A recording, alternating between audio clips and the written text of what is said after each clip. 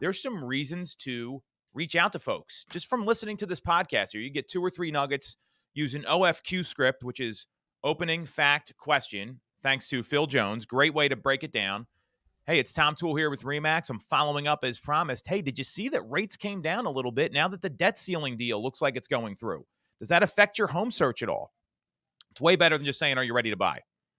On our last live call, cold call event that you and I did, we went through that opening fact question in detail over on the BAM YouTube. I love that you brought that up. That is by far one of the best skill sets that you can have. And anytime you're walking into a pitch or a phone call. So, all right, here are some of the comments. By the way, maybe we'll start taking comments at the end of every show if you're a subscriber. So make sure you're subscribed on YouTube at Knowledge Brokers Podcast. If you're listening on Apple or Spotify, love for you to consider leaving a review if you're listening on one of those platforms. Appreciate all of the listens and the. So who gets the first pick here? We got a draft. All right. So first, I want to address Jennifer's comment. She says she loves me, but that I was talking too much, Tom, because last week your mic was out, and so me and Lisa, we went into bulldozer mode. But Jennifer, I apologize. I hope I let Tom articulate as much as possible here today. But we have a comment from Mikey Hunter. Okay, at Mikey Hunter _ on YouTube. Great show, talking about last week's show. What would you say are the 5 most important income producing activities for a solo agent? Okay, so, and this could be any agent. I think this could be a team agent. This could be a solo agent. You know, so an agent right now, you know, when I hear solo agent though, here's how I'm hearing that, Tom. I'm hearing I've got to be gritty. I might not have every resource in the world here. You know, what are going to be the top 5 income producing activities? We're into June. We've got 7 months left, which means we only have 5 income producing activity months left.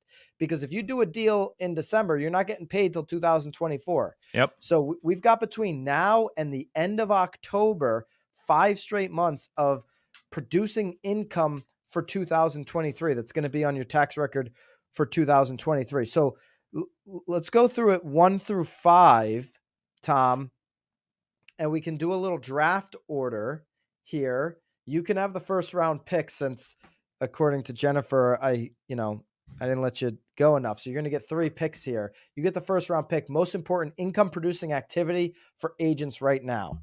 So the way I'm going to prioritize these is, where do you start? That's what he's asking, because like any great business, you can't just jump to the results. You have to have the build up with it. It's the flywheel effect. If you haven't read Good to Great or don't understand that, we can go deeper on that, but it's sustained action over time is what deliver results. So I'm going to start with having conversations with people.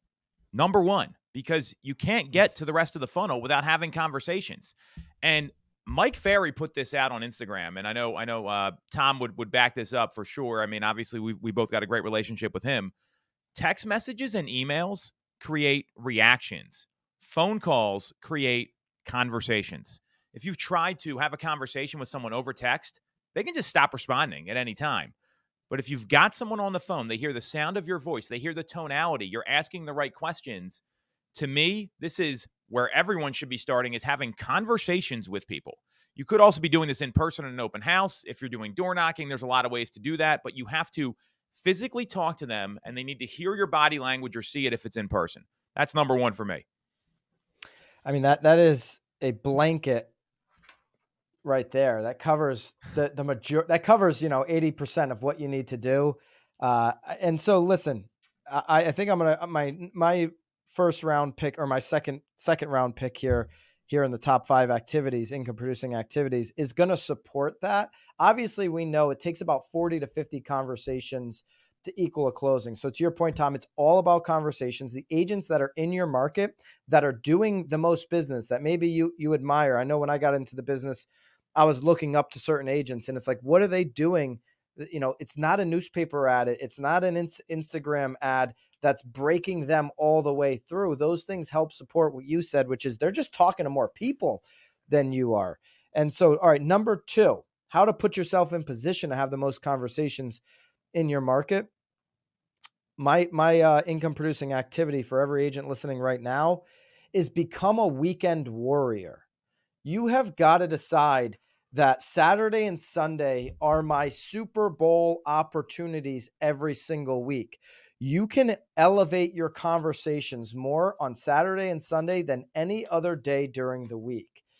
Listen, if you wanted to be, Monday through Friday, then you should have become a bad lender. The good lenders are working the weekends, by the way. Or you should have become somebody who sells life insurance, or, somebody who's, doing the 401ks. I see these out of office email things on financial planners every single weekend. These guys don't work the weekends. It's crazy. Here in this business, we know, Tom, because you and I both have Zillow Flex accounts for our team. You and I are both running a lot of RDC, Realtor.com, right? I don't know if I know I am. You're running RDC, right? Yeah. Yes. Yeah, of course. Yep. So, we're doing a lot of these big lead flows into our team.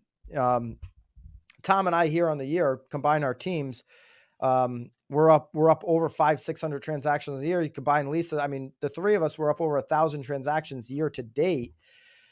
And what we're seeing across the board, Lisa included, because we all do our mastermind calls 3 times a week, is that inbound calls, that conversations Friday, Saturday, and Sunday, and all of our teams are through the roof compared to Monday through Thursday, when the consumer's actually reaching out.